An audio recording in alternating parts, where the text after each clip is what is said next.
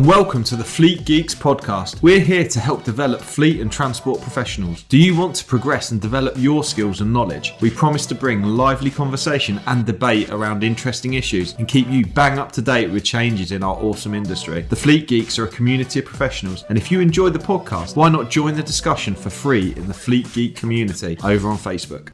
Hello everybody and welcome to Fleet Geeks special podcast. 5 minutes on the fifth wheel, or is it fifth wheel on the 5 minutes? No, I think I got it right in the first place.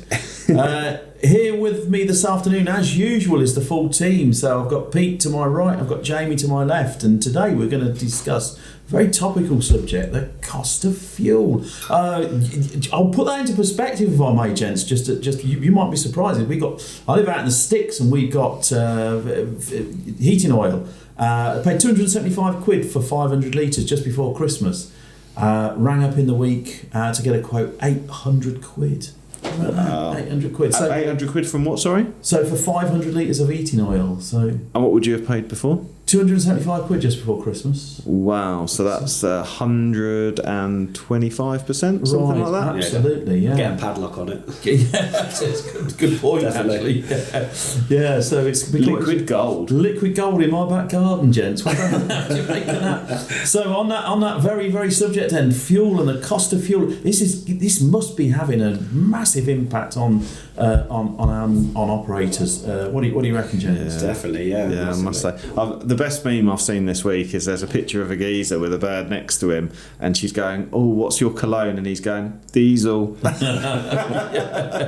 I saw another one very similar to that. Take the missus out somewhere expensive to eat, a fuel station. I know, right? I don't know. It's just nuts, isn't it? Obviously, on the one hand, I feel a bit smug that I've got an electric car, but on the other, it's just genuinely quite frightening. I think for operators, we've already had phone calls from some of our clients who are genuinely worried about the situation, and I think that's, they've faced challenge after challenge.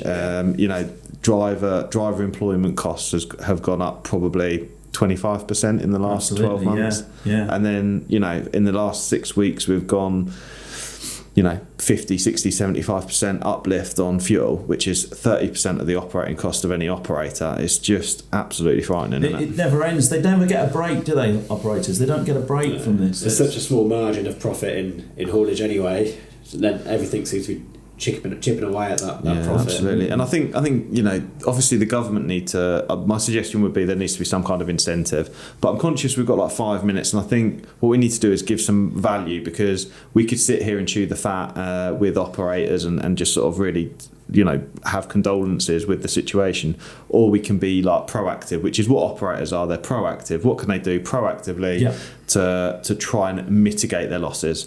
So I'm open to some suggestions. What do you guys think?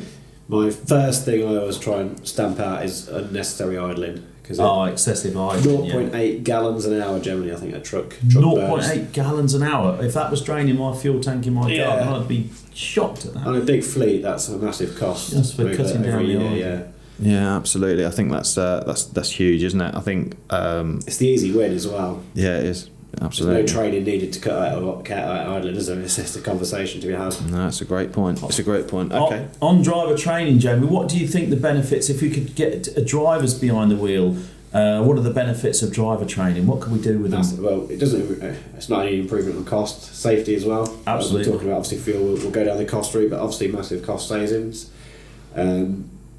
Just giving the drivers the understanding as well. I think part of the training needs to be how much they can save the business they're working for. Hi, it's Pete from Flagship Partners. We're really proud to sponsor the Fleet Geeks podcast. Flagship Partners offer a range of consultancy and training services to ensure that our customers remain compliant and have the best possible knowledge to be able to fulfill their work. If you're interested in support with any of our safety, HR or compliance services, or you want to train to be a transport manager or need driver CPC training, give us a call today.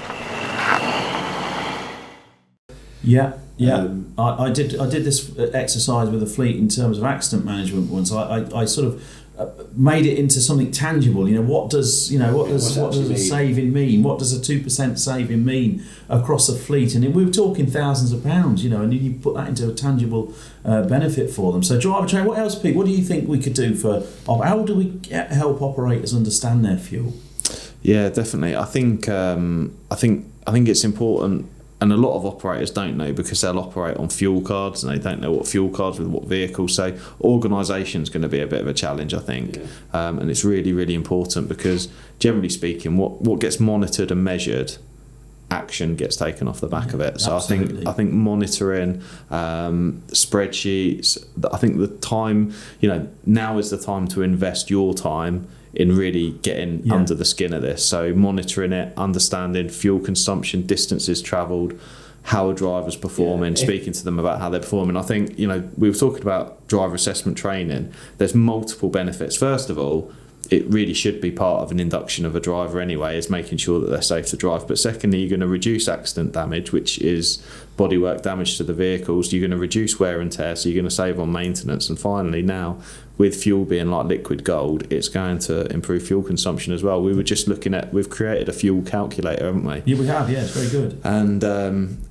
we have. The royal we. I apologise, Mike needs to take the credit for this. Well, I can pass that up the line, actually. It was somebody, Tavir in our office, who's very good with spreadsheets, so... Yeah, and I think we can quite quickly. What was the difference on 150,000 kilometre fleet? 150,000 annual kilometres fleet. If you can make a 5% improvement in fuel, so what's that? If someone averages 60,000 quid, wouldn't it? Yeah, 60,000 quid on a fleet like that, and that's a 5%. And that's doable. I know some of the manufacturers. How many vehicles was it? What was it per vehicle? It was 25. Was it about 2,600 quid per vehicle? Or something vehicle, like that? £2.5 per vehicle on a 5% margin improvement. Yeah. 5%'s achievable, Jamie, I reckon. Yeah, easy. And the rest, I reckon. Yeah. And the rest.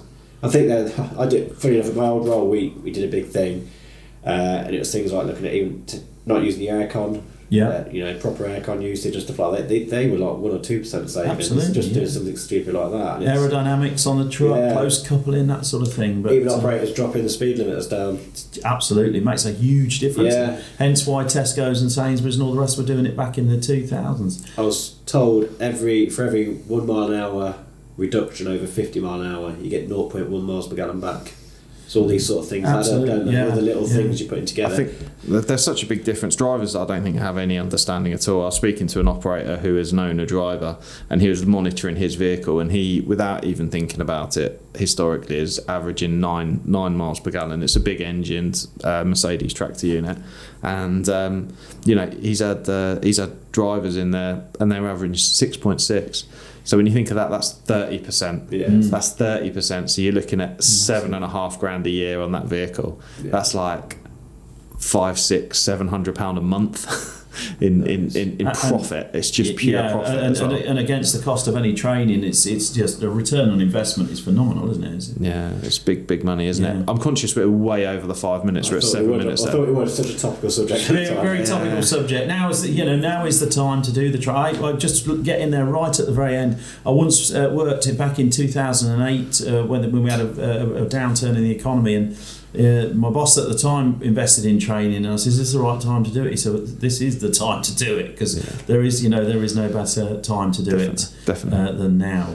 And not meaning to sound like I'm pitching, but if you are interested and do want support, we're more than happy to give you a free consultation call just to discuss how it could impact your business. So if you're interested and you want to know what the numbers look like for your business and what the benefits could be, what the cost of training would be, and what we'd expect the return on investment to be, give us a call because we've got the numbers to help support it. And I don't think we're doing this. We're doing it not this selfishly. We're doing this. We have genuine eye on helping operators here. I was going to say there's genuine improvements to be made for sure. All right, cheers guys. Thank you very much. Cheers. Bye bye. I hope you enjoyed today's episode. If you did, please share with your friends and colleagues too. Join us for free on Facebook with the Fleet Geeks community for transport and fleet managers. Fleet Geeks offers ongoing professional development, networking and mentoring too. So get in touch with me, Pete Rushmer, on any social media platform to find out more.